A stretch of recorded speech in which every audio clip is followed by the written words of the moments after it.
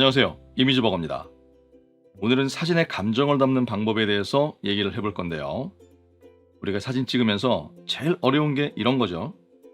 분명히 내가 본 장면은 정말 좋았는데 이게 막상 사진으로 찍고 보면 전혀 그렇지 않다는 거예요. 눈으로 봤을 때는 분위기도 좋았고 어떤 감정도 막 느껴지고 그랬는데 이게 꼭 사진으로 찍고 나면 그런 게 하나도 안 보인다는 거죠. 왜 그럴까요? 다 알고 계시겠지만 이건 카메라가 우리 눈하고 다르기 때문이잖아요. 보통은 카메라가 있는 그대로를 기록해서 보여준다고 생각하지만 사진을 찍는 우리들은 그렇지 않다는 걸 알죠. 기본적으로 렌즈의 화각이나 원근감 같은 게 달라지면서 느낌도 달라질 수밖에 없는 거니까요. 그런데 문제는 이런 걸 다 알고 있다 그래서 내가 느낀 감정을 사진에 온전히 담을 수 있던가요? 렌즈를 바꾸면 내가 현장에서 느낀 그 감정이 표현됩니까? 이건 쉽지 않죠. 결국 카메라는 장면을 기록할 뿐이라서 우리가 느낀 감정까지 담아내는 건 어렵다는 거예요. 더 정확하게 말씀드리면 감정이라는 건 담아낸다기보다 어떤 원칙을 가지고 표현하는 거라고 보는 게 맞습니다. 그래서 오늘은 사진에서 감정이라는 게 도대체 어떻게 만들어지는지, 그리고 우리는 그걸 어떻게 활용할 수 있는지, 이런 얘기들을 하려고 그래요. 그러니까 오늘 영상을 다 보시고 나면 사진의 감정을 담는 아주 구체적인 방법들을 알게 되실 건데요. 이걸 통해서 그동안 왜 내 사진이 그렇게 밋밋했는지, 아니면 감탄만 있고 감동은 없던 그런 사진들의 이유가 뭐였는지, 이런 걸 정확하게 알게 되실 겁니다.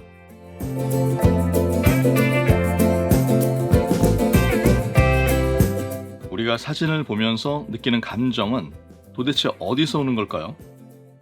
사진이 감정을 품고 있다가 우리가 자기를 딱 보는 순간 그 감정을 막 던져주는 걸까요? 말도 안 되죠. 감정이라는 건 우리 내면에서 생기는 겁니다. 그렇잖아요. 정확하게 말하면 어떤 외부의 자극에 의해서 우리 내면에 있는 감정 시스템이 작동을 하는 거죠. 그러니까 영화를 보면서 울기도 하고 웃기도 하고 뭐 그러는 거 아닙니까? 자, 그러면 그 감정 시스템을 작동시키는 바로 그 방법을 알고 있다면 어떻게 될까요? 엄청난 일이 벌어지겠죠? 내가 누군가의 감정을 움직일 수 있게 되는 거니까요. 갑자기 뭔가 막 이렇게 뭉클하지 않습니까? 그 방법만 알면 내가 사진으로 누군가의 감정을 움직일 수 있겠구나, 그런 생각이 드시잖아요. 실제로 그런 방법이 있죠. 그리고 실력 있는 사진가들은 그렇게 사람들의 마음을 움직입니다. 사진에서 감정을 만드는 방법은 크게는 소재를 활용하는 방법이랑 빛을 활용하는 방법, 이렇게 두 가지로 나눌 수가 있어요. 그 중에 빛은 너무 중요하기 때문에 가장 마지막에 설명을 드릴 거고요. 우선 소재가 감정을 만드는 방법부터 말씀을 드리겠습니다. 그 중에 첫 번째 방법은 소재가 가진 문화적 코드를 활용하는 거예요. 소재는 피사체죠. 그리고 우리가 피사체로 활용하는 이 소재들은 문화적 코드라는 걸 가져요. 무슨 말이냐면 우리가 보통 어린아이들을 순수함의 상징으로 연결시키잖아요. 왜 그럴까요? 그건 사람들이 가지고 있는 어린아이는 순수하다라는 인식이 개인적인 감정이 아니라 보편적인 거라서 그런 거예요. 그러니까 사진에서 어린아이의 이미지는 그냥 하나의 글자처럼 읽히는 거죠. 우리가 사과라는 글자를 보고 과일 사과를 떠올리는 것처럼 사진에 찍힌 어린아이의 모습은 순수함이라는 의미로 그냥 읽힐 수 있다는 거예요. 그러니까 사회적으로나 문화적으로 공유된 보편적인 인식을 문화적 코드라고 하는 거고요. 사진을 찍을 때 이런 문화적 코드를 사용하면 아예 처음부터 감정을 설계하고 들어갈 수 있게 됩니다. 뭔가를 본 다음에 거기서 내가 느낀 걸 표현하고 그렇게 담아낼 수도 있지만 그 전에 이미 감정을 먼저 설계하고 그 감정을 은유하는 대상을 찾아서 그렇게 찍을 수도 있다는 말인 거예요. 그리고 이게 사진에서 감정을 만드는 첫 번째 방법입니다. 두 번째는 소재들 사이에서 연결되는 어떤 관계 때문에 감정이 만들어지는 경우입니다. 앞에서 어린아이의 이미지는 순수함으로 읽힐 수 있다고 했죠. 그런데 폐허 속에 있는 어린아이의 모습을 한번 상상해 보세요. 감정이 완전히 달라지죠. 폐허라는 배경 소재와 어린아이라는 이미지 사이에 새로운 관계가 만들어지면서 의미가 변하고 감정도 완전히 달라진 겁니다. 그러니까 사진은 프레임 안에 존재하는 소재들의 관계를 확인하는 게 엄청 중요합니다. 그리고 이런 관계를 활용하는 방법 중에 가장 쉽게 사용할 수 있는 건 대비나 충돌을 만드는 거예요. 거대한 배경에 작은 피사체를 배치해서 소외나 외로움, 아니면 어떤 무기력 같은 감정을 표현할 수도 있고요. 콘크리트 바닥에 피어있는 꽃이나 풀을 통해서 힘겨운 삶의 고통이나 환경을 이겨내는 극복의 의지를 담아내거나, 반대로 비에 흠뻑 젖어서 처량한 모습으로 축 처진 꽃잎에 플래시로 빛을 쏴서 오히려 싱그러운 생명의 활기를 표현할 수도 있는 겁니다. 그러니까 배경과 피사체의 규모의 대비나 콘크리트와 꽃 사이에 발생하는 감정의 충돌, 그리고 비 오는 날의 빛이라는 역설적인 설정을 통해서 감정을 만들어내는 거죠. 사진에서 이런 소재의 관계 코드를 사용하는 방법은 아주 흔합니다. 이 사진도 그렇죠. 포항 호미곶에 있는 상생의 손이잖아요. 그런데 이렇게 촬영함으로 해서 어떤 처절한 현실에 한 줄기 빛으로 표현된 희망을 대비시켰죠. 그리고 그 빛을 향해서 어떤 구원을 갈구하는 그런 손의 모습으로 조형물을 표현했습니다. 자, 세 번째는 프레이밍이에요. 프레이밍은 사진에서 여러 가지 의미로 해석하고 사용할 수 있지만, 소재를 통한 감정의 연결을 하면 아주 간단한 감정 기호가 되기도 합니다.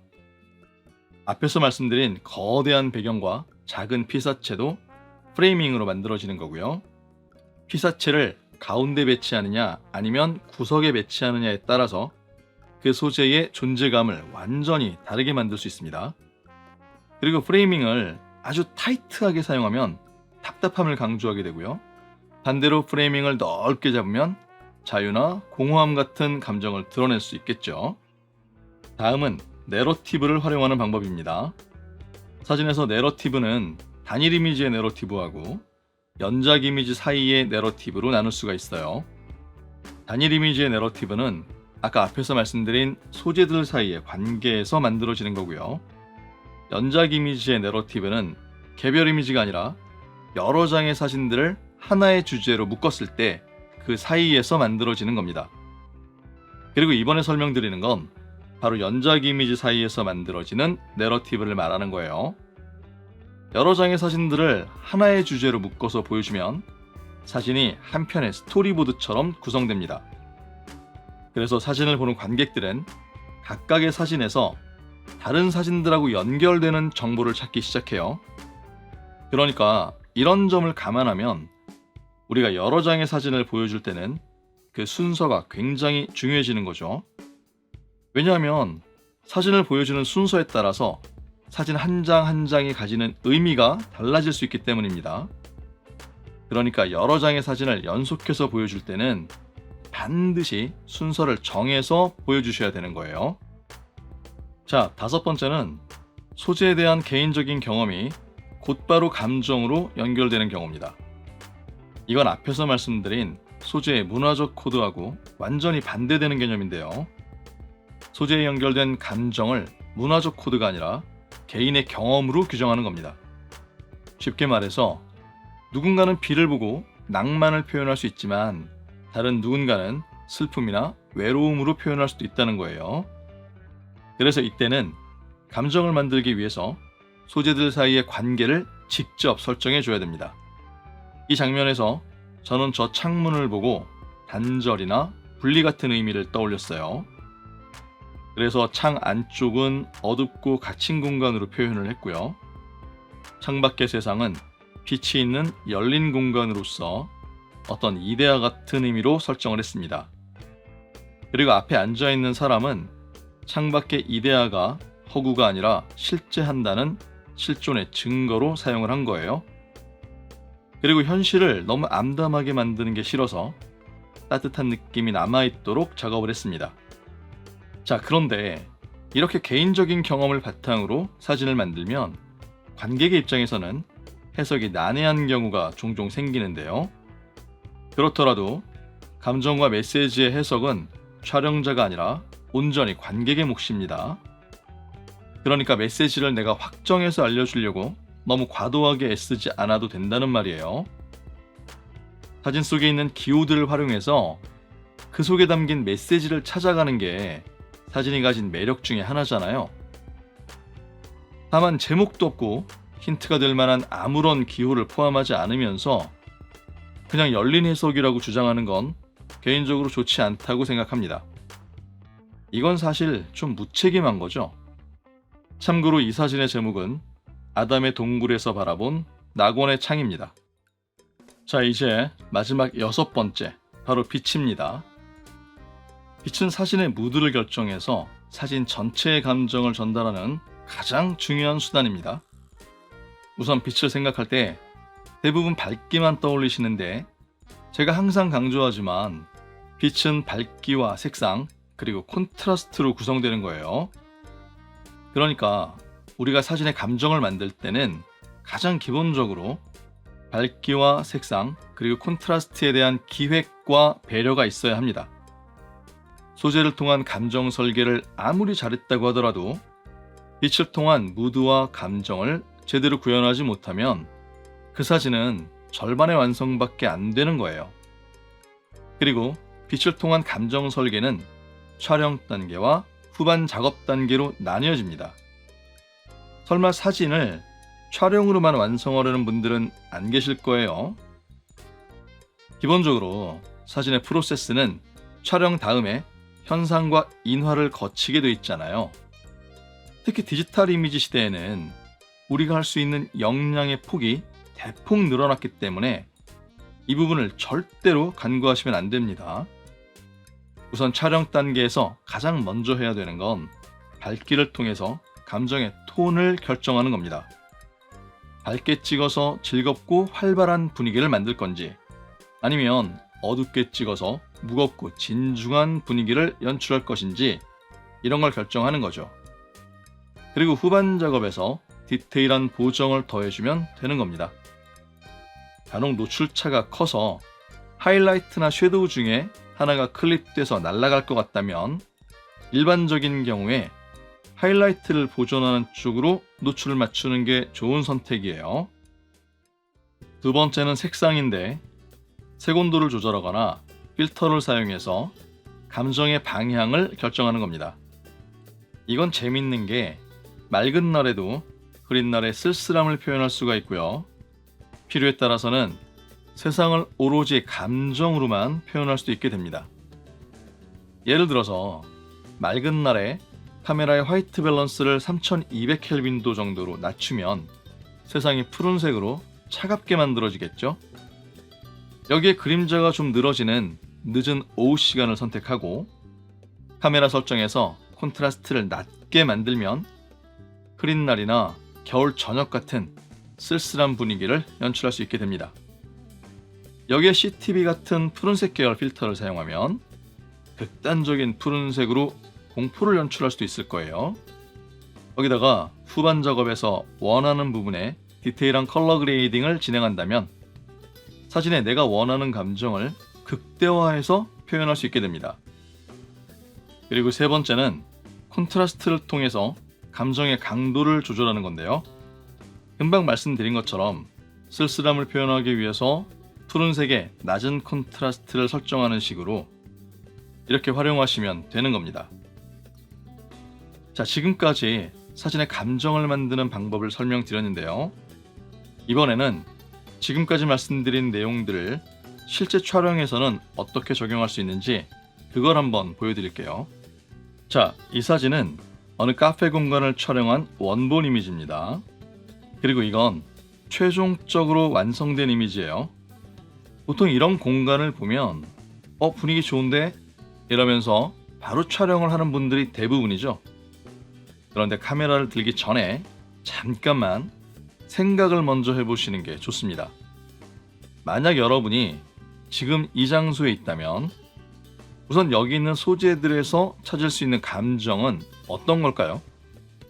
저는 이 빈 테이블과 의자, 그리고 테이블에 놓인 꽃 한 송이, 이런 걸 통해서 빈자리의 쓸쓸함 같은 게 느껴졌어요. 이건 문화적 코드에서 오는 거죠. 거기다가 뒤쪽 벽에 있는 푸른색 창문 때문에 이런 쓸쓸함이 더 심화됩니다. 이것도 당연히 보편적인 인식에서 나오는 거예요. 그런데 사진은 안 보이지만 천정에 작고 희미한 등이 하나 걸려 있거든요. 이 희미한 등이랑 왼쪽 벽을 비추는 노란색 조명 때문에 뭔가 온기가 남아있는 그런 따뜻한 느낌이 만들어집니다. 그러니까 빈자리는 쓸쓸합니다. 이런 문화적 코드에 배경을 비추는 따뜻한 조명이 충돌을 만들어서 뭔가 떠난 사람에 대한 그리움 같은 그런 온기가 느껴지는 거예요. 사실 저는 그래서 사진을 찍었는데 카메라가 기록한 이미지에는 이런 감정이 제대로 담기지 않았어요. 그래서 후반 색보정 작업을 통해서 부족한 감정을 만들어줬습니다. 물론 촬영할 때 각 잡고 조명 설치해서 분위기 만들고 필터들을 사용해서 제대로 세팅을 한다면 촬영단에서도 어느 정도 원하는 감정을 만들 수 있겠죠. 그런데 일상에서 우리가 그렇게 할 수 있습니까? 그러니까 촬영만으로는 감정과 메시지를 충분히 담기가 좀 어렵다는 거예요. 결국 빛이라는 건 그 중에서도 특히 색은 후반 작업 과정이 반드시 필요합니다. 제 경험이나 제가 가진 능력으로는 그래요. 그래서 다음 영상부터는 빛이나 색에 대한 얘기를 조금 더 깊이 있게 이어가 보려고 하는데요. 제가 늘 강조하는 말이지만 우리가 찍는 사진은 현실을 단순히 복제해서 기록하거나 그저 예쁘고 멋있는 이미지로 완성하는 그런 어떤 기술적인 장르가 아니에요. 사진에서 그런 분야는 따로 있죠. 하지만 우리가 만드는 사진은 그런 게 아니잖아요. 우리가 만드는 사진은 감정을 설계해서 메시지로 전달하는 하나의 언어 같은 겁니다.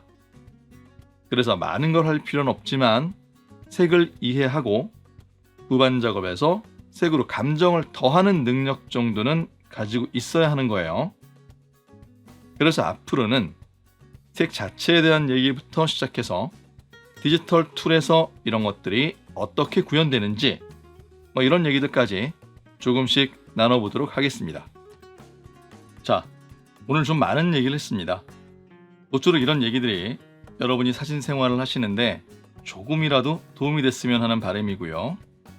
늘 즐겁게 좋은 사진 많이 찍으시길 바라면서 오늘은 여기서 마무리하겠습니다.